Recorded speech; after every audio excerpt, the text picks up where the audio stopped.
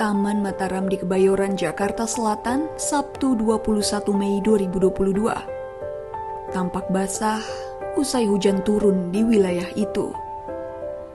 Pengunjung yang datang pun tidak banyak. Tampak hanya ada seorang bocah bermain sepeda dan penyapu taman yang tengah sibuk bekerja.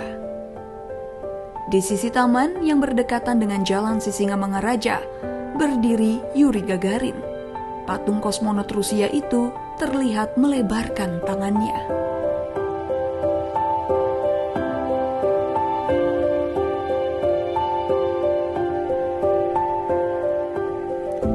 Patung yang diberi tajuk berangkat itu seakan hendak mengembalikan ingatan pengunjung taman akan perjalanan Gagarin ke luar angkasa pada 12 April 1961. Gagarin mengorbit dengan ketinggian 187 mil atau lebih 300 km dari bumi. Ia menjadi manusia pertama yang merasakan terbang dengan kecepatan dahsyat, yakni 8 km per detik atau 28.000 km per jam. Berkat jasanya, kita jadi mengetahui keindahan bumi apabila dipandang dari luar angkasa.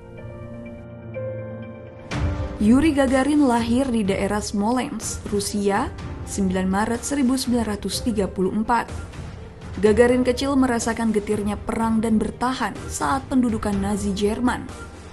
Kakak lelaki dan perempuannya dibawa paksa ke Jerman dalam Perang Dunia Kedua.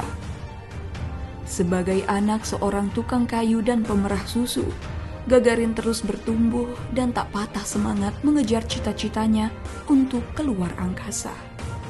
Gagarin sempat bergabung dengan klub terbang, lalu masuk sekolah penerbang militer. Hingga Gagarin menawarkan diri menjadi orang pertama yang melakukan perjalanan keluar angkasa.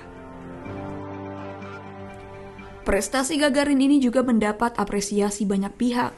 Tak kurang, Presiden Soekarno dalam kunjungan kenegaraan ke Uni Soviet pada Juni 1961 bersua Yuri Gagarin dan menganugerahkan personil TNI Angkatan Udara Soviet ini dengan bintang Adi Pradana. Soekarno juga menghadiahi Gagarin sebuah villa di kawasan Puncak Bogor.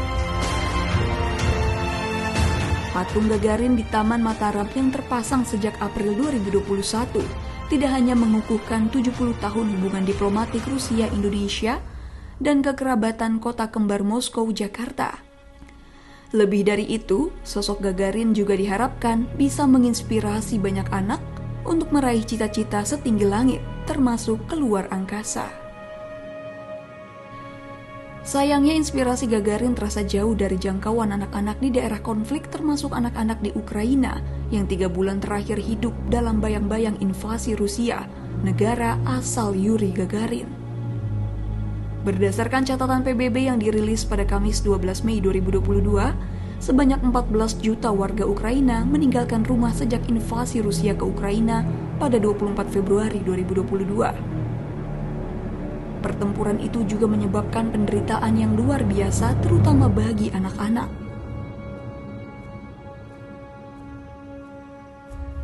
Wakil Direktur Eksekutif Program UNICEF Omar Abdi memaparkan, PBB memverifikasi 800 anak tewas. Jumlah itu diyakini lebih sedikit ketimbang kenyataan di lapangan. Selain itu, jutaan anak di Ukraina terpaksa mengungsi. Anak-anak juga menghadapi pelanggaran berat atas hak-hak mereka. Sekolah juga diliburkan. Omar Abdi menambahkan, setidaknya 15 dari 89 sekolah yang didukung UNICEF di Ukraina Timur telah rusak atau hancur sejak dimulainya perang. Ratusan sekolah di seluruh negeri dilaporkan diserang artileri berat, serangan udara, dan senjata peledak lainnya. Belum lagi kesulitan anak-anak mengakses air dan sanitasi.